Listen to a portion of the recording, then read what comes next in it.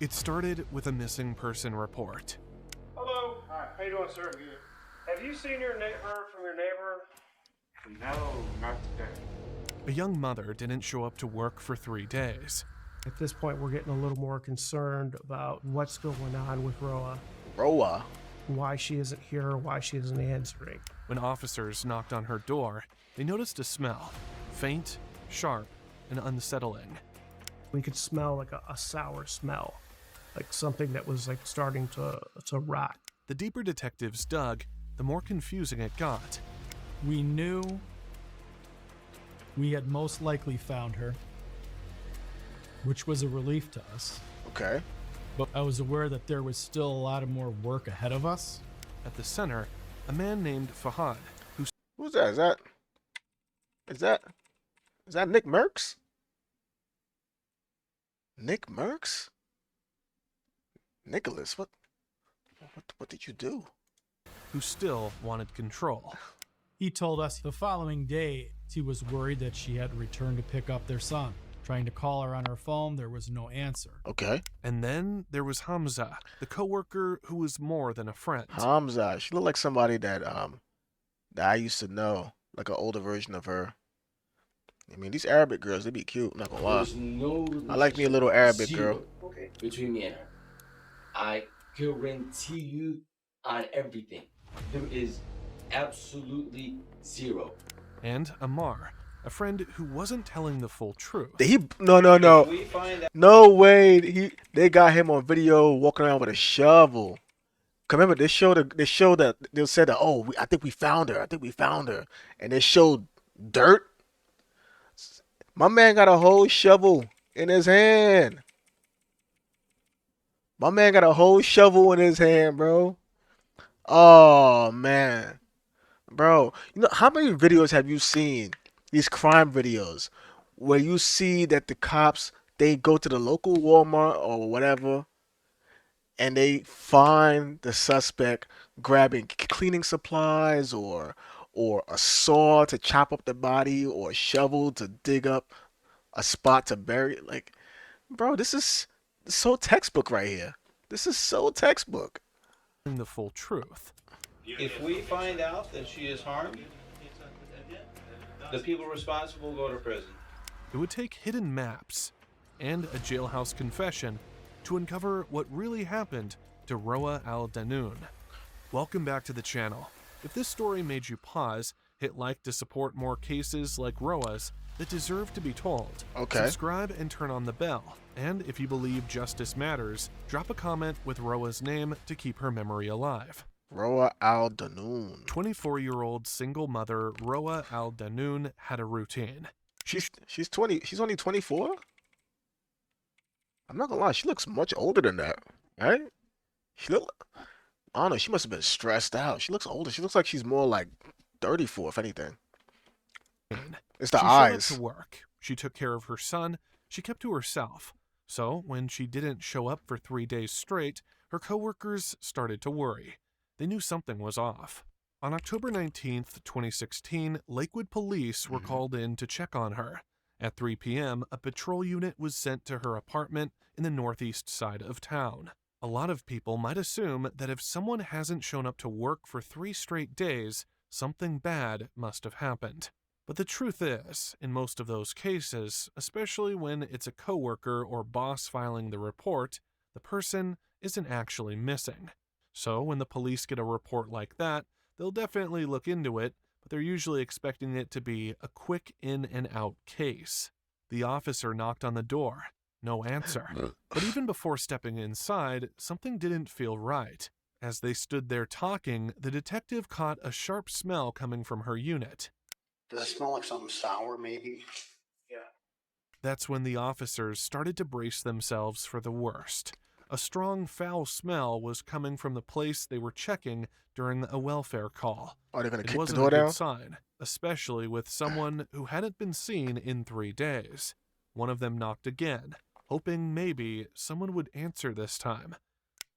We could smell like a sour smell, like something that was like starting to rot. When you're doing a welfare check at someone's house and you have that smell, that's concerning. Mm. So you're a little more worried at this point that this is something more nefarious than just a general welfare check. Okay. It doesn't feel right. Something's not right here. Still no response. There weren't any screams, no blood, and nothing that clearly screamed emergency. So Okay. the officers couldn't just bust in the door. Even with that foul smell and the fact that no one had seen her in days, Okay. they still had to follow the rules. If they forced their way in without solid legal grounds, it could be considered unlawful entry. But they also knew they couldn't wait much longer. It was time to get inside. So they called building maintenance and asked for the spare key. So we called building maintenance. So while we're waiting for maintenance to let us in, we started knocking doors and spoke with her neighbor. While waiting for maintenance to bring a spare key, the officer knocked on the neighbor's door. Mhm. The neighbor answered the door. Hello. Hi. How you doing, sir? Good. Have you seen heard from your neighbor? No, not today. When's the last time you saw her? I've seen her in a couple of days. A couple of days? How often do you usually see her? Maybe once or twice a week. The neighbor said he hadn't seen Roaa in a few days, but that didn't really raise any alarms for him. She was the quiet type, friendly, sure, but kept to herself. Okay. While they were standing there talking, that same sharp smell was still drifting out from her apartment. The neighbor had already told them about her car earlier. Now it was time for the officers to go check exactly where it was. Her car wasn't there. So after we checked the garage, her vehicle was not there. Okay. We went back up to the apartment and, waited for maintenance to arrive. At this point, we're getting a little more concerned about what's going on with Roaa, why she isn't here, why she isn't answering. A few minutes later, the maintenance guy showed up. He unlocked the door, and the officers made entry. The moment the door swung open, the officers didn't need to look far. The place told its own story. It was quiet, too quiet, and something about the room made their skin crawl. Liquid police. Anybody home? Liquid police. They didn't know where Roaa was, but it was clear someone hadn't just walked out of that apartment. Something had happened in there, something that wouldn't stay hidden for long. Her bedroom was torn apart, clothes, papers, and belongings tossed everywhere. It looked like someone had rushed through in a panic. But oddly enough, in her son's room, bags sat packed by the bed, like someone had planned to leave but never got the chance. It looked like stuff had been thrown there intentionally, Okay. in a hurry. Yeah.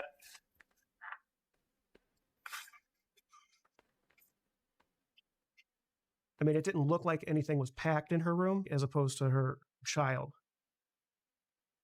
where there was a packed bag on the bed and a bunch of clothes on the bed. Okay. As you're looking at this, well, she's not here. Where's her child? So, neither Roaa nor her son was inside, but the place clearly looked like someone had been packing.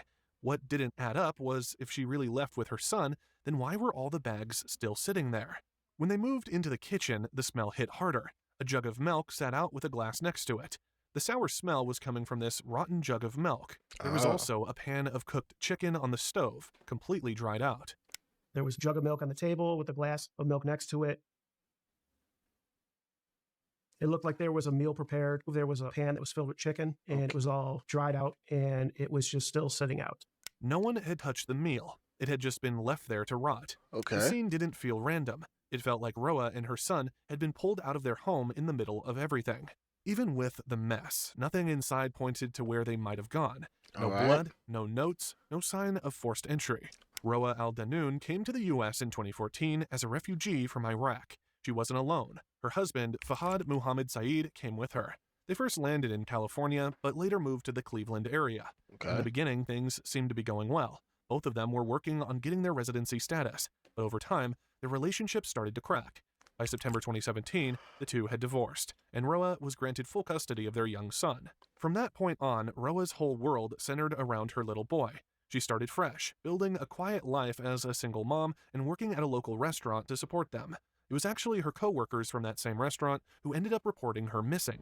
Since her apartment hadn't turned up any solid answers, the officers decided to head back to her workplace and see if someone there could help fill in the blanks. Okay. They went to the Aladdin restaurant in Lakewood and spoke with her co-workers. Most of them were women, people who'd grown close to Roaa over time. All But right. one name stood out, Hamza. He wasn't just the only male friend in her close circle at work. Some coworker pointed to Hamza as the last person from work who had seen Roaa before she disappeared.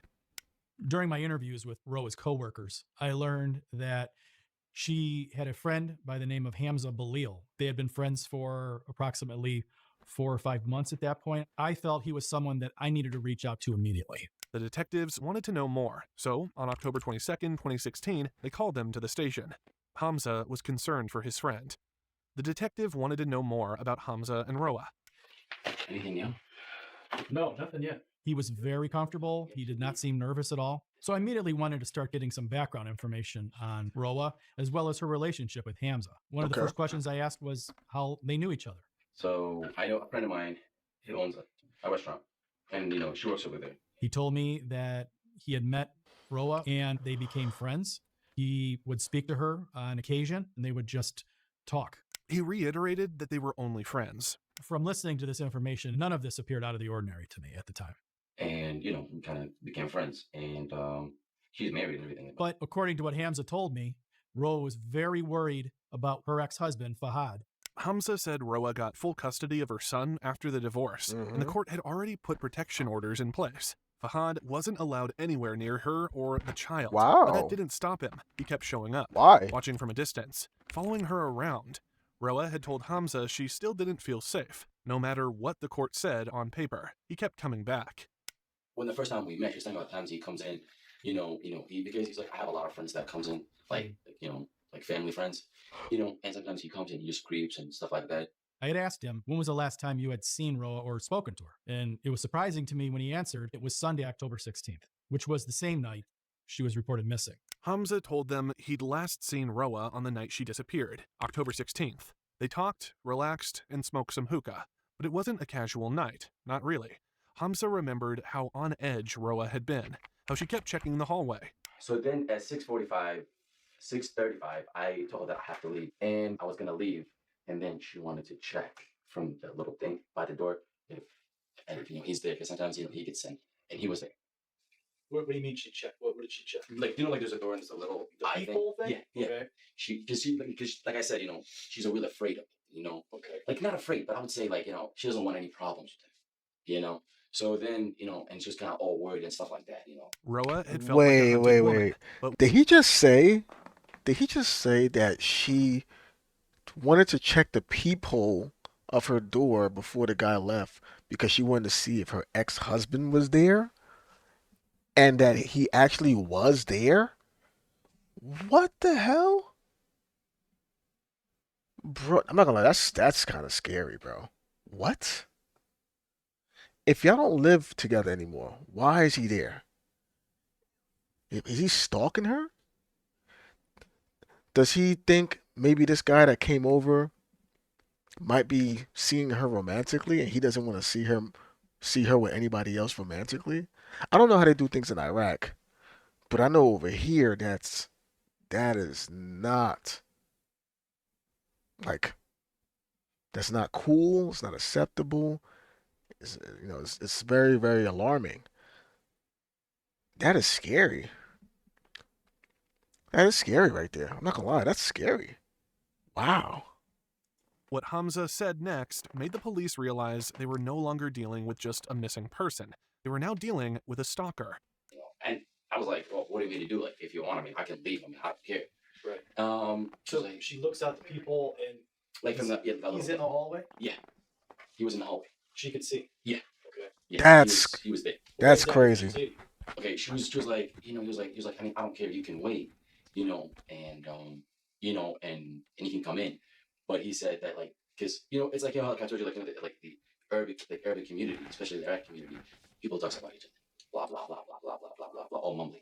So like, and like for a woman, if something came up public, there's a guy went over her house or friends went over her house, and and she's a woman and she's been married and now she's divorced. It's kind of like a big deal for them. So that's all like want me to do. I can leave from the door. Roaa didn't want drama. She didn't want more problems. She just wanted to keep her life peaceful and her son safe. So then she tells me, you know what, just get out of the back, and I was like, sure.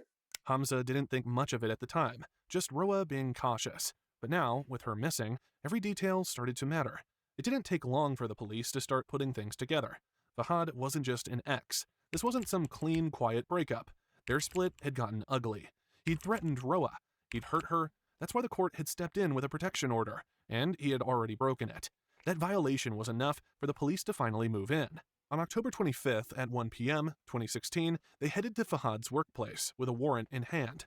Detectives informed the Human Resources that they were looking for Fahad. Is there someone in your human resources department we can speak to? We need to talk to this place. Okay, which employee? We're looking for Fahad Mohammed Saeed. Come in, I'll have somebody pull him off the Okay. floor. Fahad was found working in the back room. Hi, Detective Kaplan with Lake Police. How are you? Speaking English. Okay, that's fine. He appeared pleasant and in good mood. Fahad didn't fight. He didn't even look surprised. We're going to arrest you. You violated your temporary protection order. So you're under arrest. Okay? Do you have any weapons, anything sharp, knives? No. The arrest itself went quietly. He didn't question it. His hands stayed still. His eyes didn't flicker. It felt like he was prepared for it. At the station, Fahad was informed why he was arrested and also that now Roaa is missing. I explained to Fahad the reason why he was arrested and explained to him that I was also working on a report regarding Roaa being missing. Oh, this is after she was missing? I thought this was old, like an old arrest. So he's okay. All right. He appeared very relaxed, willing to speak with us. And I did not find anything at that time, any of his body language, to be unusual to me. There was no panic in his voice. He spoke in Arabic, so everything had to be carefully translated. But even through the language barrier, one detail stood out. He said Roaa had come to his house. Could you tell me the last time that you saw your ex-wife? Do you know what day in particular? 16. جتني على البيت. She came to my house. Why did she come to your house? She dropped off. Did she tell you where she was going? She was going to Michigan to Detroit. حفلة كانت. Function, like a party. قالت لي ثاني يوم أنا جاية. And she said that she would be right back the following day. According to him, it was the night of October 16th, around 11 p.m., when Roaa dropped off their son at his house, but she never came back. He tried calling her. He sent her messages. He got no response. That's when he said he started to worry. He told us the following day. Wait. So is he saying that she came over and dropped off their son, and she was going to go to some kind of event, some kind of function out in Michigan? I guess I'm assuming that's a whole nother state. So that's why he's so happy, because he has his child, and she can't get the child back because obviously she's gone. But if he's the one that's the thing. So see, you don't understand how the law works. If she turns up missing, he's gonna be the first person they're gonna investigate because he has a motive. They got divorced. They have a kid. There's a custody battle. Well, not really a battle anymore because she won, and they told him that he can't be near her or the kid. Obviously, he's not happy with that because he keeps pulling up unannounced to see, I'm assuming to see the kid or just to be in the area. And they told him, hey, you can't come around. And he keeps breaking that rule. He keeps coming around regardless. And then now she turns up missing and he has the kid. If you know that history, he's going to be prime suspect. Who would want her gone the most? The person who don't have access to see their kid because of her. So now all they got to do is figure out, like, this backtrack. Like, all right, where were you the day that she turned up missing? What was your day like? You know, what did you do that day? And then try to figure out if CCTV can corroborate with his story, or at the very least prove that his story isn't accurate. Worried that she hadn't returned to pick up their son. Trying to call her on her phone, there was no answer. None of it added up. Why would Roaa drop off her child with someone she feared? Exactly. Why would she go to a party out of state, leaving no trace? He wasn't supposed to be around her son at all. The protection order made that very clear. He was aware he was violating the temporary protection order issued by our court. He was prohibited from having her son in his presence. It just didn't really make a lot of sense to us. Fahad was now officially the last person known to have seen Roaa alive. The police had enough to hold him. Yeah. He was booked into the Cuyahoga County Jail. But despite locking him up, it didn't feel like progress, because Roaa was still missing. The search wasn't over, not even close. Something didn't sit right. If Roaa had vanished after leaving Fahad's house, why had her own apartment looked like the center of a storm? Her bedroom had been torn apart, her dinner was untouched, her son's bags are packed. It felt like everything had started inside her home, not outside of it. So the detectives went back, a second sweep. And it was in this second sweep that the detectives found something they had missed before, the hookah. Hamza had told them he and Roaa were smoking hookah that night, but detectives noticed something strange. The hookah was broken. The hose was gone, a few small parts were found tossed in the kitchen trash. And this hookah was missing some pieces. A couple small pieces were located in the kitchen garbage can, and it was missing its hose. We didn't know at the time if this missing hose could potentially be a very crucial piece of evidence that we need. Like what? During our interview with Hamza, he tells us he and Roaa were smoking hookah in her apartment. But wait, is he going to say that he's looking for DNA? Like DNA to prove that he was actually smoking hookah with her? Like what would be the evidence that they could be thinking about? This couldn't have worked the way Hamza described it. That little crack in his story gave the officers reason to bring him back in. They needed answers. So, you say that you went there to smoke hookah? Yeah. Did you bring a hookah? She has her own hookah. Okay, and describe it to me. It's a two-piece, like a bowl, and then it goes a metal piece, and then it goes the head, and then it goes a hose. So, the hose? Yeah. We've been to her apartment. I found the hookah, but I didn't find the hose, and I didn't find a mouthpiece. So I'm just trying to figure this out. Hamza looked confused. He had no explanation. Detectives knew Hamza was hiding something. Were he and Roaa more than just friends? For somebody who's 22 to say, I went to the house to chill, smoke hookah, that to me means you're probably over there banging for a relationship. There's no relationship, zero, between me and her. I guarantee you on everything. There is absolutely zero. And, I do have a girlfriend, and we're getting married. He insisted he had a girlfriend. They were engaged. So, let me ask you this. Go ahead. Now, him having a girlfriend and saying that, and we're getting married. Now I don't know what his citizenship status is. I don't know if he has that writing on his relationship with him being married and possibly getting a green card through that. 'Cause I know a lot of foreigners are drawn to that route. So I could see that being a motive as to why he wouldn't want there to be any type of evidence that he was sleeping with this other girl that wasn't the person that he's planning on getting married with, because he doesn't want to ruin that relationship. But would that be a motive for him to be a part of her being missing? Would that be enough of a motive? Like, would she threaten him in a way as far as like, break up with her for me, and if you don't, I will let her know that you've been with me? Is that something that she would do? I know there's some girls that would do that, but was their relationship somewhere to that level to where she was willing to threaten him like that would make him crash out to the point where he ends up getting her to be missing, right? Missing.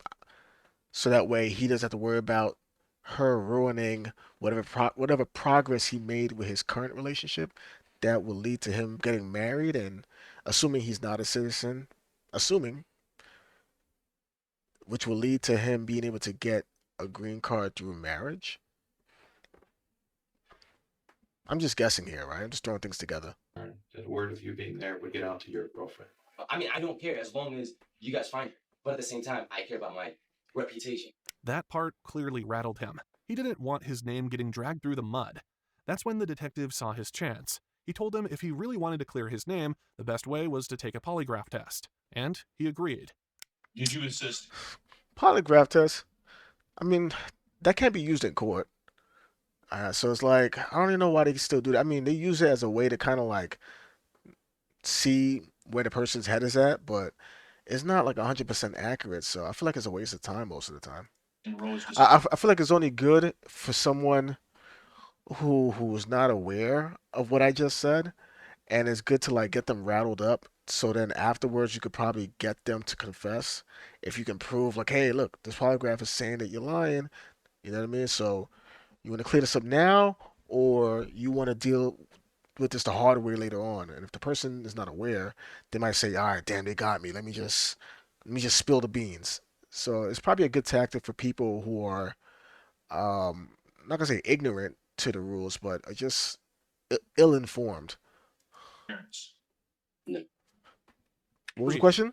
Did you assist in Roa's disappearance? No. Are you now located within the state of Ohio? Yes. Have you ever committed a traffic offense? No. Are you certain you had nothing to do with Roa's disappearance? Yes. He passed. His story had cracks, yes, but not enough to tie him to Roa's disappearance. For now, he was off the hook. But they still didn't have Roa, and time was running out.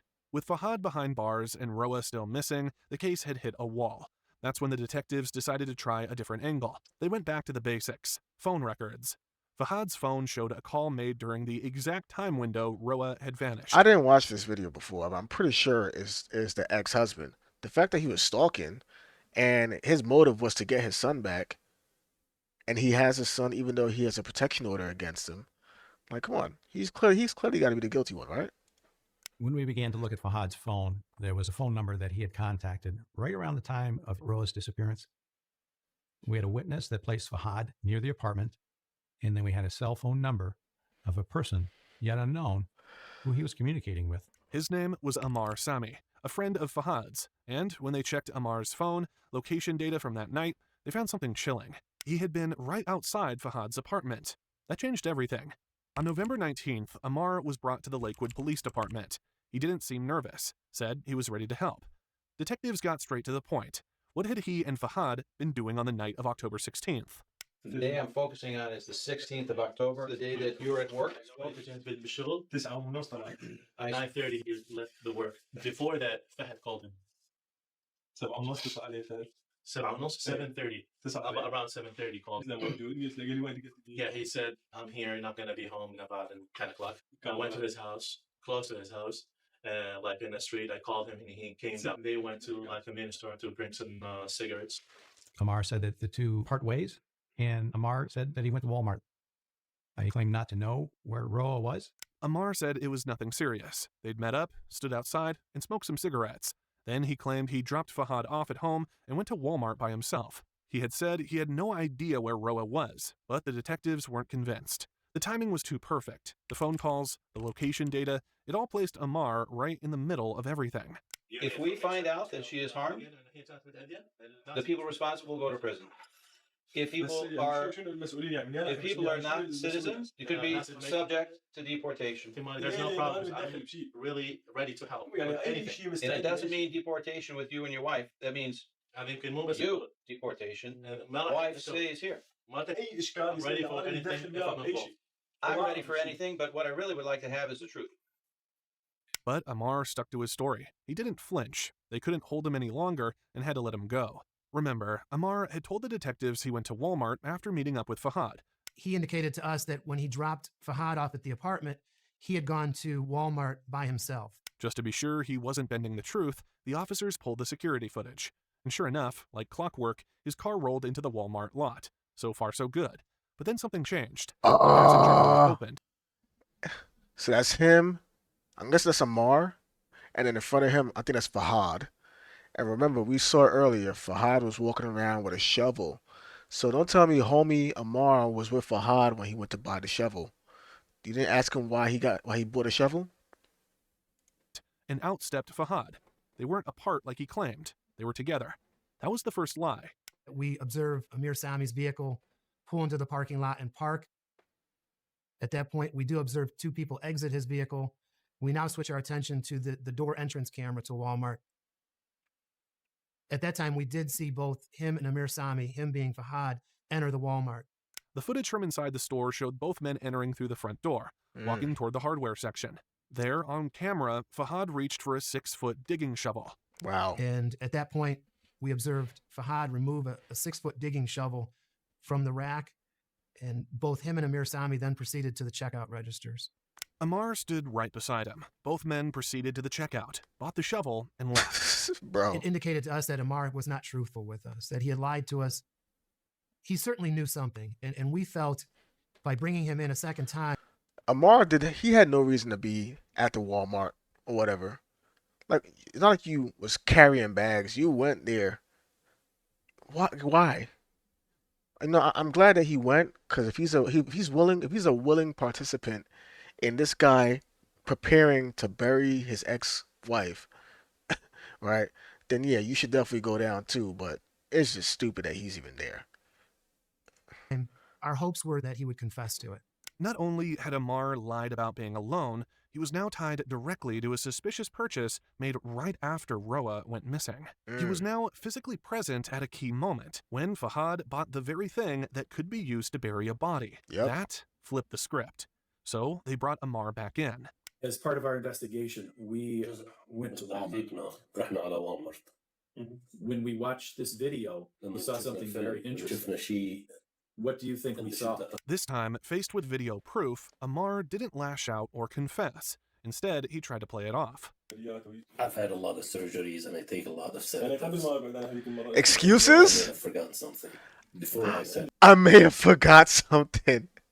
You may have forgot that you went to Walmart and bought a shovel to bury your friend's ex-wife that he murdered. Oh God, that just slipped my mind, bro. Oh man, I just had a lot of just had a lot of Advil that day. You know, I had a headache that day, man. Completely forgot about the shovel that my friend bought. You know, that when he asked me to come with him because he needed to get the shovel to bury a body. You know, I just completely forgot about that. Yeah, my mistake. My bad. My bad. Done with you last time. I told you I have problems and I take medications. I may have forgotten something. I have no problem. Help you any way I can. Why couldn't you remember these new details before? Exactly. It depends on the question. It depends on the question you ask. I'm pretty sure they asked him clear, like, hey, what did you guys do that day? How did you guys end off? You said that you went your way and the other guy went his way. It didn't look like that. It's not on purpose. It's not on purpose. I told you everything. Detectives weren't buying it. It was a deliberate lie. And now Amar had interfered in an active missing person case. Amar Sami claims that he misunderstood the questions, that he was forgetful, that he's having trouble remembering what date he was asked about. He was still claiming to be innocent and have no involvement in this. That was enough to get a warrant. They arrested him on the spot for obstructing justice. But since Amar Sami had lied to us, a warrant was obtained for him for obstructing justice and obstructing official business. We could now prove that, and he was placed under arrest. With both Amar and Fahad sitting behind bars, it seemed like the investigation might finally turn a corner, but it didn't. Now at this point, we have Fahad locked up in our county jail for 6 months. We have Amar Sami charged with obstructing official business and obstructing justice. But we're no closer to finding Roaa at this point. All leads dried up, and the case almost went cold. Just when the case had well, they know not she, but they know that Fahad got a shovel. So now they got to trace where has Fahad been traveling around since he bought that shovel. Now you gotta play connect the dots with all the CCTVs and get his phone so that way you can ping.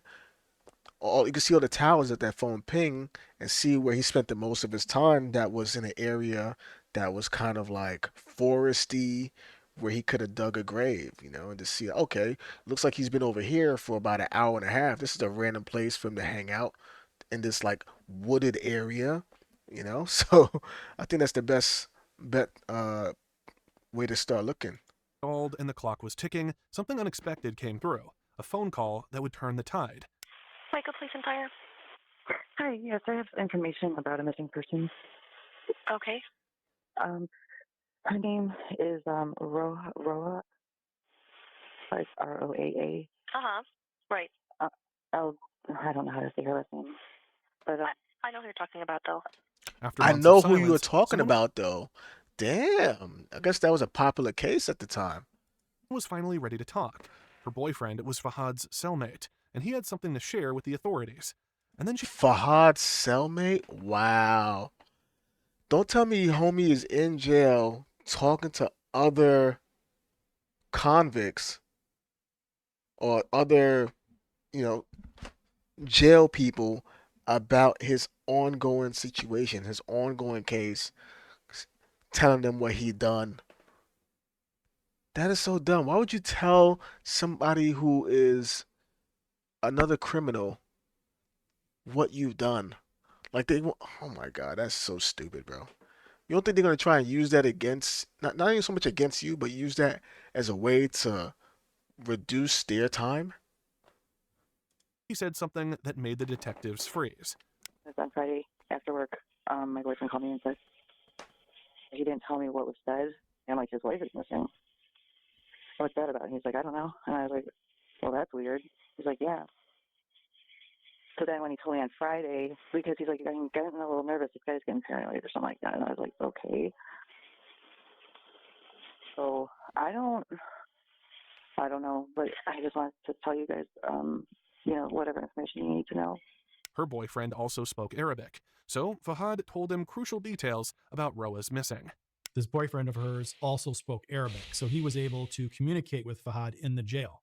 And during their times together, he had learned some information about Roa's disappearance, and he wanted to speak with us. An inmate locked up with Fahad was ready to talk. He didn't just bring a story. He brought a hand-drawn map. A buried secret finally had coordinates. What? My partner and I went to the county jail and picked this inmate up. And then he told... Yo, you told him so much information that he was able to draw a map that probably showed where she was buried?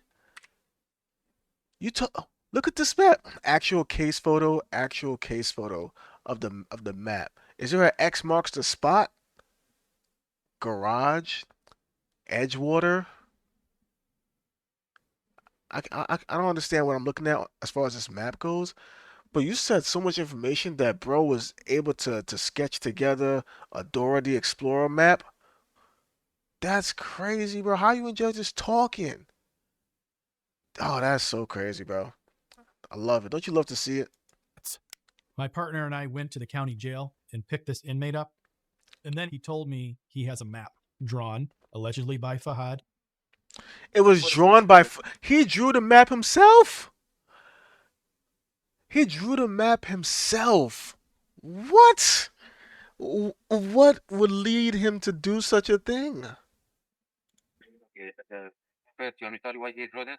He wanted me to move my body. He want me to... Oh. Where Fahad? Well, he said he want me... Wait, how are you gonna move the body? Are you about to get out of jail soon? Tell you why he drew that? He wanted me to move my body. Oh, he said... Did he tell you why he drew it up, I guess? He said he want me to move the body. How are you gonna move it though? Where Fahad had buried Roaa? These maps indicated the place where Roaa was buried. The inmate said Fahad thought he'd made a friend behind bars, and that's when he started talking. This new information was very exciting for us, but we did not want to get too far ahead of ourselves at this point yet. He opened up about October 16th. He told them everything, how he let himself into Roa's apartment using his key, how he crept down the hall and noticed her bedroom door was open just a crack. Allegedly, Fahad explained to this inmate he had come to Roa's apartment on October 16th and had gotten into her building. He stated he keyed himself into her apartment. Fahad had looked down the hallway and noticed Roa's bedroom door open. Inside, he saw her having relations with Hamza.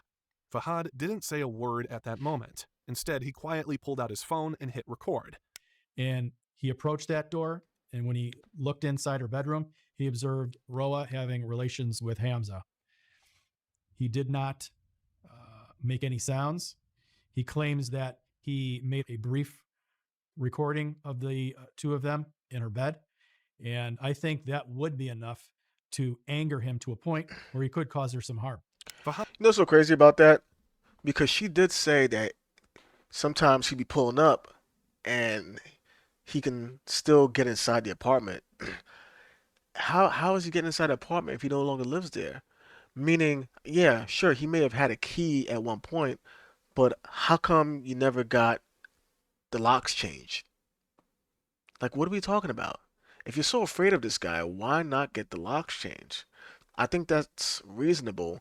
I get it that the maintenance guy may need a key to get into your crib because obviously the maintenance guy had a key to get into her crib, but I'm sure it should be reasonable to be able to change the locks considering your safety, especially if you have a court order against this guy to not be pulling up on you, a protection order to say the least, obviously, right? So you're going to sleep at night afraid of somebody that has a key to your apartment that could pull up at any time of the day, any time of night. He pulls up on you and sees you laying in bed or whatever, having relations with this other guy. And look at that, the other guy, Hamza, right? He said he's married or he has a girlfriend who he's planning on marrying. He doesn't want her to know, right? Didn't I just say all that? Now, the only thing that we haven't proven yet, and look, Hamza, Hamza said that he passed the lie detector as far as not being involved with her being missing. But I don't think they asked him in the lie detector if he had any type of sexual relationships with her or intimate relationship with her. Now we just need to find out, is Hamza illegal? Is he an illegal migrant, right? Is he not a citizen yet? Because if he's not a citizen yet, I'm assuming that if the girl he is marrying or thinking about marrying is a citizen, he's probably hoping that that works out so he can get his green card through marriage. And that's probably why he's so adamant about, hey, I had nothing to do with this girl. Sexually, no. Never. Just a friend. Really? Just a friend? You hanging out at her crib, just you and her as a friend? Unless you're gay, it's kind of hard to believe.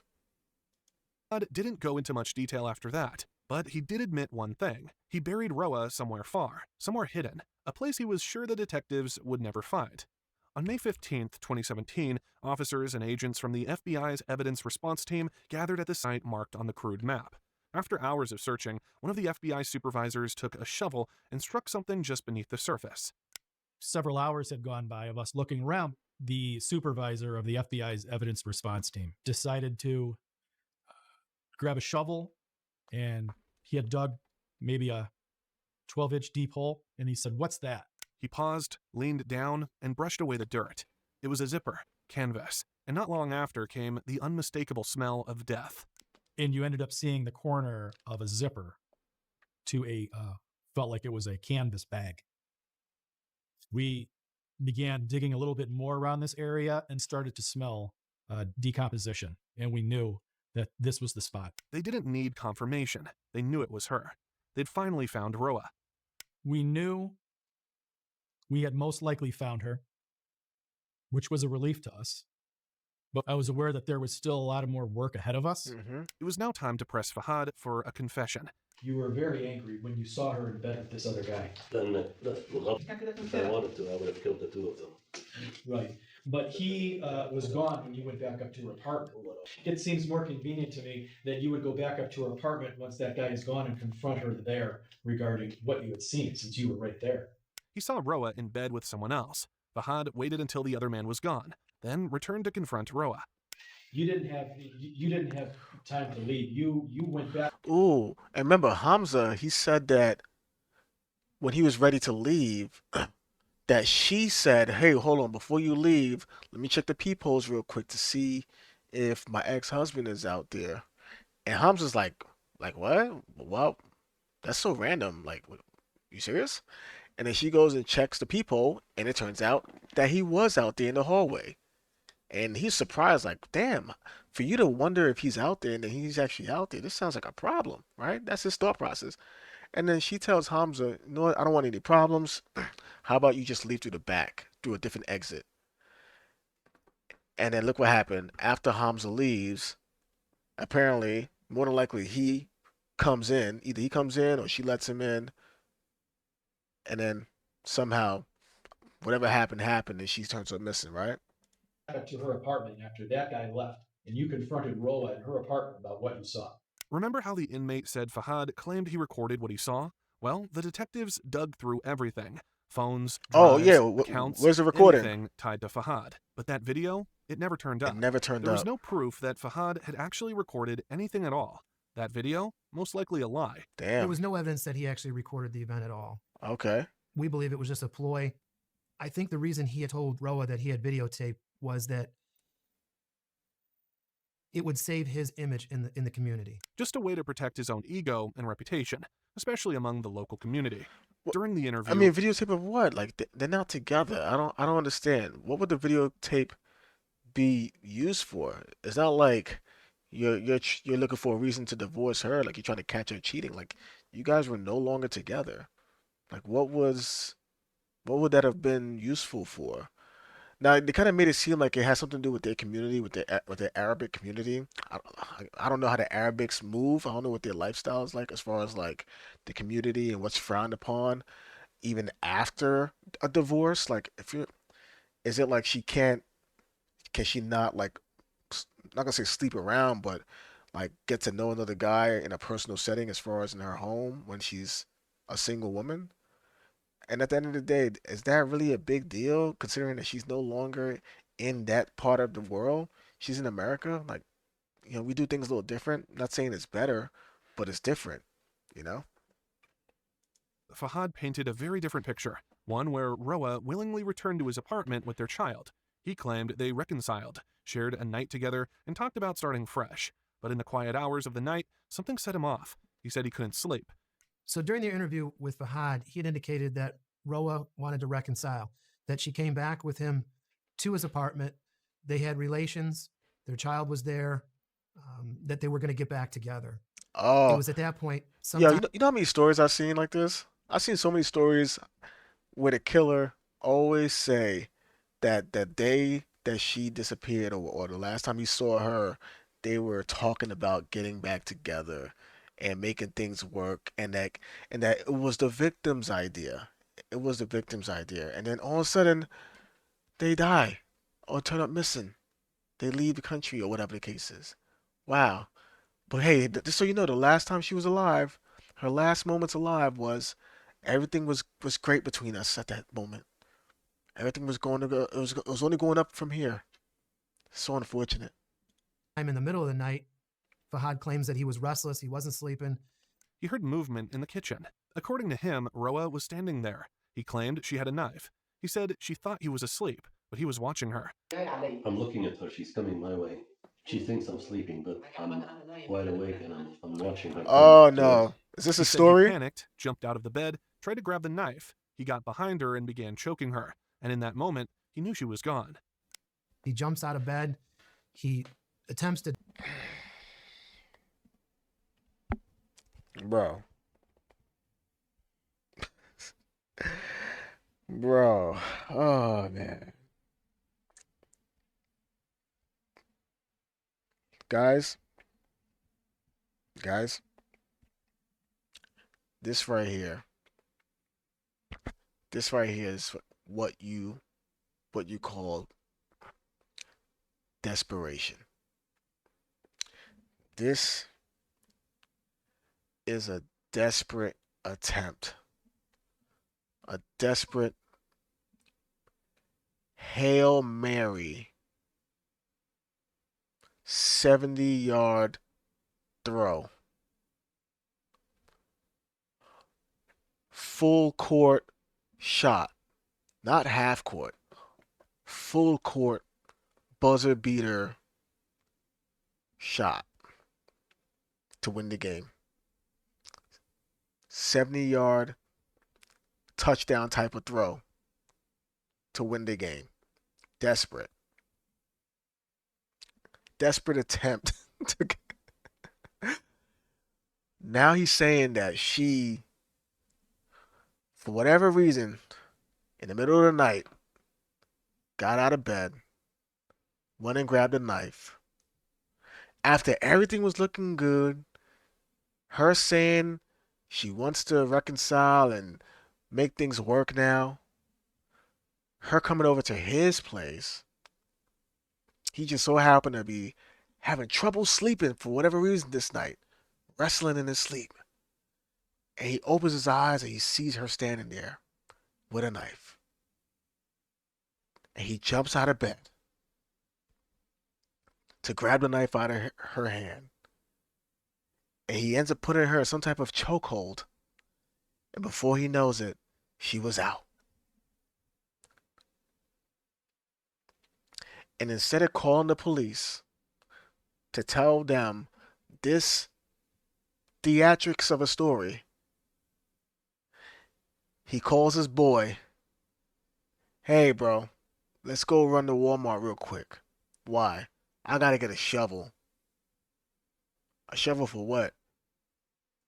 "I gotta go bury my ex-wife." No funeral service. He just like, "I gotta go bury her, bro. I gotta go put her in this bag and just bury her and just move on with my life." And then lie to the police afterwards, saying that she came over, said she was about to go to some party in a whole other state, and dropped off the kid. And I'm over here smiling and looking like I'm in a good old mood, having a great day when the cops come to address the fact that I I basically um went and saw her, and what do you call it when you do something wrong, when you don't obey the rules that they gave you, where you can't come and see her, you can't come and see the kid when you broke the rules, and like, "Oh, okay, it's okay." You see a smile in their face like life is good, knowing that you killed her. Bro, it's so crazy, bro. Disarm her of the knife, and in doing so, he gets behind her and begins to choke her. At some point, she becomes unconscious and falls to the floor. The And reenactment. then he went back to pretending none of it had happened. As the detectives dug in for more details, the horror of what really happened came to light. I know that she's dead.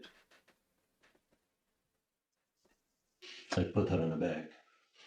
So I ended up putting the bag in her car, took the shovel, took her to the park.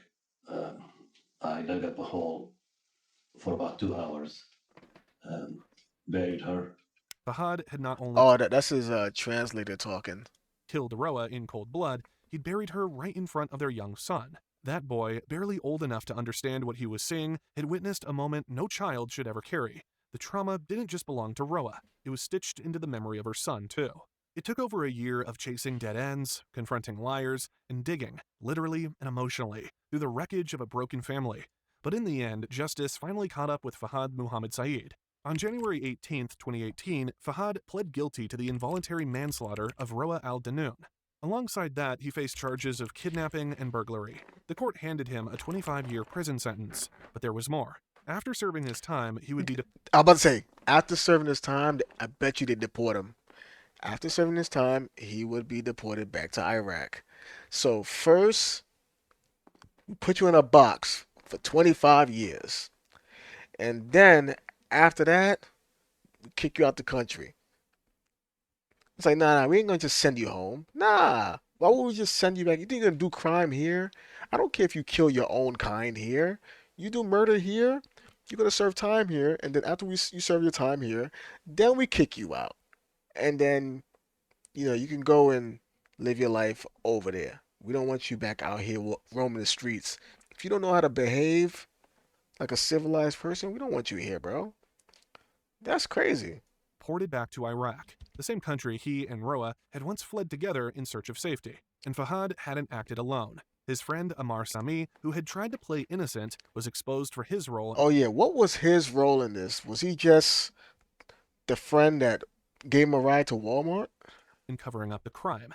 From helping buy the shovel to lying during police interviews, his actions weren't just careless, they were criminal. He was convicted for aiding Fahad and obstructing the investigation. For that, he was sentenced to 18 months behind bars. 18 months?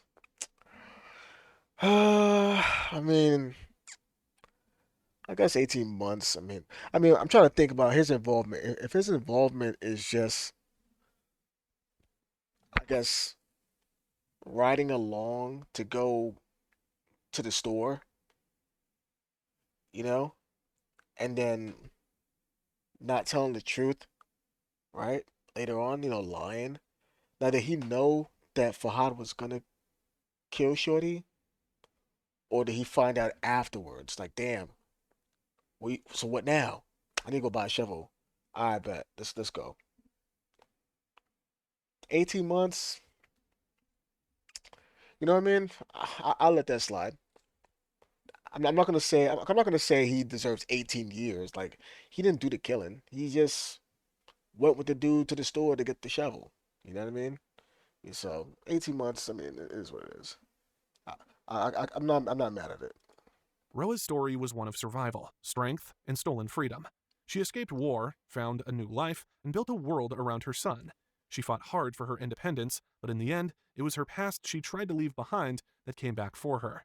If you're still here, thank you for watching. Now I would say this: if he knew that he was gonna go, if he knew that his friend was gonna kill her, right, and they was able to prove that, I would say, yeah, give him more than 18 months. Gonna give him 4 years or 5 years. I think that would be cool. But if he didn't know, if he found out about everything after the fact, like after she got killed, then yeah, I can't say give him, because he couldn't prevent it. You know what I mean? But him trying to be a good friend afterwards, I mean, some people are loyal to their friend. You know what I mean? So, but hey, if one of my friends do some wild shit like that, don't ask me to go to Walmart and pick up no cleaning supplies, no shovel. Nah, don't ask me to do nothing. You do that on your own, bro. In fact, don't even tell me about it. I don't want to know. Shit. Because these stories matter. But yeah, man, that's crazy, man. Like, I'm assuming his motive was to get sole custody of the kid. Cause there's stories like this all over the country, especially in America. There's stories all over the country where one parent gets sole custody, and then the other parent is so like distraught about it, and like basically like their life is just like it's just like it just feels like life is not where they imagine it to be, to the point where they feel like the only way to fix their life is to fix that situation, and that situation is basically them getting their access to their kid, whether it's full custody or just half custody. But some people that they don't know how to handle not having any type of custody, especially if they want, you know, if they want to be involved in the kid's life, and they see that being as an unfair situation, and if they feel like there's nothing else they can do legally, they go down the route of trying to figure out a way to get rid of the other parent. I've seen cases like this so many times, you know? Like now how do you look at this? Do you say it's the legal system? Like both parents should always have a say? But then again, as far as safety reasons, if they could prove that one parent is very abusive, uh, and I don't mean like verbally, I mean like physically, I know verbal could be an issue, but physically, then I guess, hey, you kind of messed it up for yourself if you are physically abusive. And they did say something about how he made threats to hurt her. Um, but has he physically hurt her in the past? Because people could say things all the time and not mean it. But if there's proof that he's hurt her in the past physically, then I think that's probably more of a reason to keep him at bay with the protective custody. But if he's only said stuff, people say a lot of things when they're upset. That doesn't necessarily mean they're gonna act on it.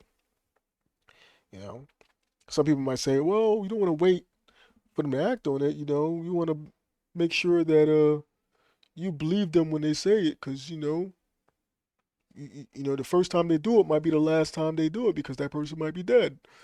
Um, so I guess there's so many ways to argue that, I guess. But damn, bro, she was only 24, 25 years old.